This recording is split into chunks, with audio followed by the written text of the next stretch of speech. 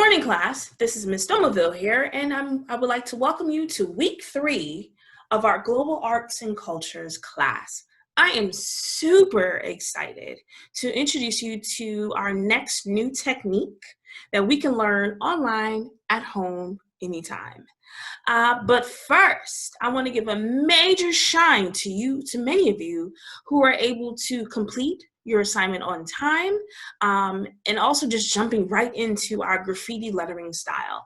I cannot wait to post these images of many of your work on IG. And also, I didn't forget about week 1.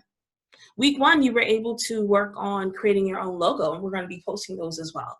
All right. So let's talk about Zoom class expectation and attendance. So obviously our lovely deans were able to send an email to you all about our new Zoom class expectations and attendance. So let's talk about Zoom class expectations. So starting today, your camera you must be in camera to be marked present. So I have to see you so I can mark you present, because if I don't see you, that means you're not present. Also, remember to always mute your mic. I love using our Zoom chat because it's a little bit easier to use Zoom chat because it's less distractions. Make sure you are on time for class. While you're in front of your camera, be appropriately presentable. No tank tops, shoulder, no skin allowed. No headgear like do-rags and bonnets Headgear, do-rags, and bonnets are allowed, but keep it cute. Don't OD. Only you should be on the camera. Exceptions include young siblings and family members you're taking care of, but no bay loving during class at all. Attendance expectations. So you must be present and on time for all classes. So remember, your Zoom class link is right there for you within our Google Classroom. If you are absent from class without an excuse, starting today, you will not be able to make up work. So if you're having a tech issue, you must take a picture with your phone for verification and proof and send concerns to Dr. Melman, the deans, and myself, whose class you missed. Remember, always be on time. If you are 7 minutes late, you'll be marked as absent and you will lose credit for your work. All right, let's jump right into it. Our next style this week, blind contour drawing.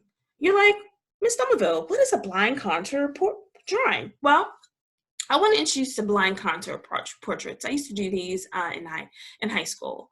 They're actually really fun. So like blind contour drawing is the time-honored getaway to understanding realistic representational drawing. You're probably like, how many of you have tried to draw something and it just doesn't turn out right? How many of you get frustrated when it doesn't come out right? What if I said it's not your fault? It's just the way you are wired. People are able to draw realistically.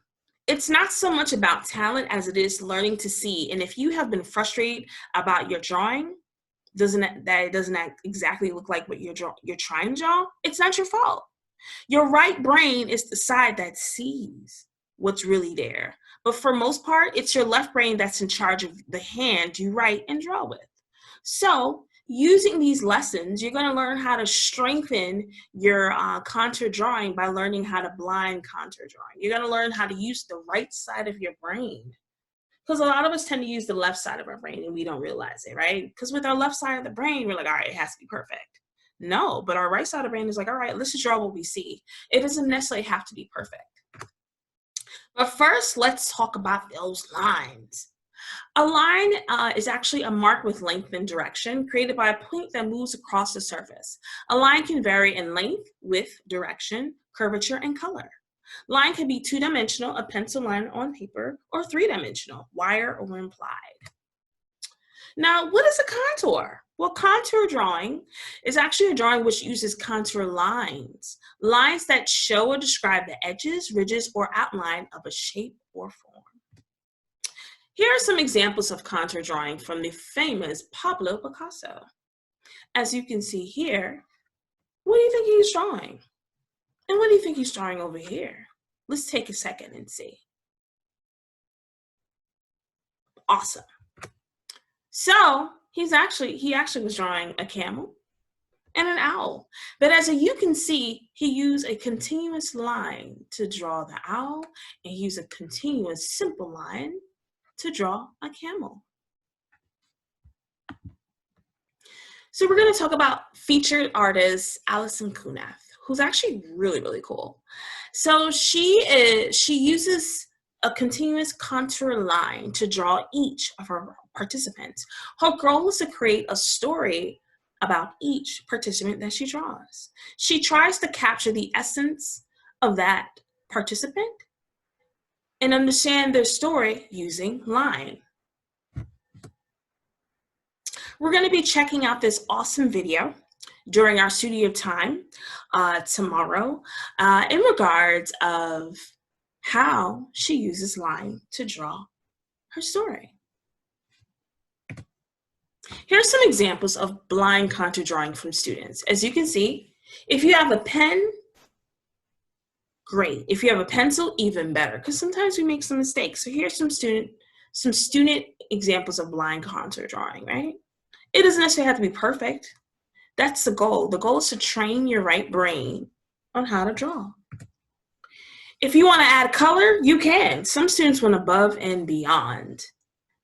Some students decided to add some color, some design in the background, some style. You can too. So now it's your turn. Task 1 for today. We're going to complete a blind contour drawing of yourself with a pencil. So remember to use a pencil.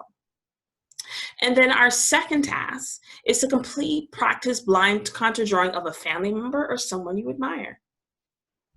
So you can either, obviously first you have to portrait draw of yourself. And then the next day you choose a family member or someone you admire and you practice blind contour drawing. So this week assignment, you're supposed to have 2 contour drawings, one of yourself and one of someone, either of a family member or someone you admire. Remember the requirements: 1 continuous line, and don't look at the paper. Draw for the entire time. It could be 10 minutes, 5 minutes, but it's really up to you.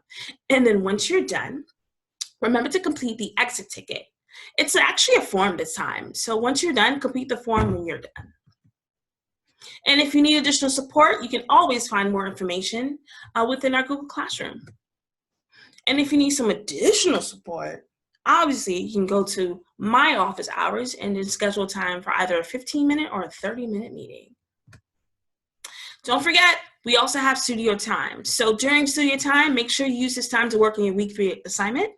I'll obviously be taking attendance for those who I can see in the camera. Remember to upload images of your art progress via Google Classroom. And also, I'll be playing our awesome class playlist on Spotify. I've shared a list of our class playlists right here. All right, guys, so that's it. All right, so it's your turn.